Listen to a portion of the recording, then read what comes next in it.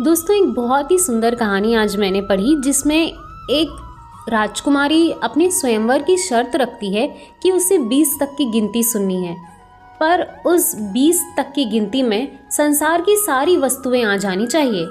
तो जानिए इस कहानी से कि कैसे उसकी ये शर्त पूरी हुई और स्वयंवर में उसने अपना वर चुना। एक बार एक राजा की बेटी की शादी होनी थी।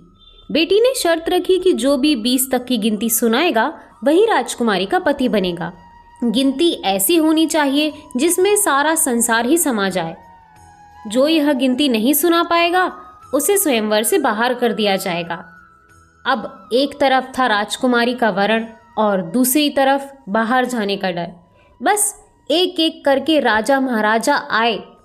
राजा ने दावत का आयोजन भी किया। मिठाइयाँ और विभिन्न प्रकार के पकवान भी तैयार किए गए। पहले तो सभी दावत का आनंद लेने लगे। फिर सभा में राजकुमारी का स्वयंवर शुरू होता है। एक से बढ़कर एक राजा महाराजा आते हैं। सभी गिनती सुनाते हैं जो उन्होंने पढ़ी हुई थी, लेकिन कोई भी ऐसी गिनती नहीं सुना पाया जिससे राजकुमारी संतुष्ट हो जाए। यह देखकर कुछ बड़े बड़े राजा तो अपनी बेइज्जती के डर से आगे ही नहीं आ रहे थे। उनका कहना था कि गिनती तो गिनती होती है, राजकुमारी भी पागल ही हो गई है। ऐसी कौन सी गिनती होती है जिसमें पूरी दुनिया ही आ जाए? ये तो बस यहाँ बुलाकर हमारी बेइज्जती करवाना चाहती है। इतने में वहाँ एक सुंदर राजकुमार आता है और वो भी आग्रह करता है कि मैं गिनती सुनाता हूँ। ये सब देखकर बड़े बड़े राजा महाराजा क्रोधित हो जाते हैं।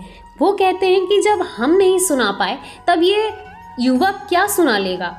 पर राजा के कहने पर उसे मौका दिया जाता है और वो गिनती सुनाना शुरू करता है।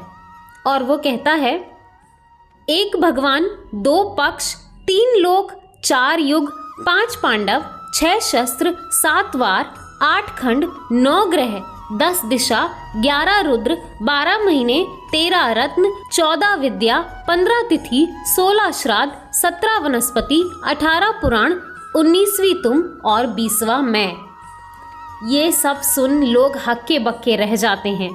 राजकुमारी तुरंत उस युवक से शादी कर लेती है। इस गिनती में संसार की सारी वस्तुएं मौजूद हैं। यहाँ शिक्षा से बड़ा तजुर्बा है। राधे राधे।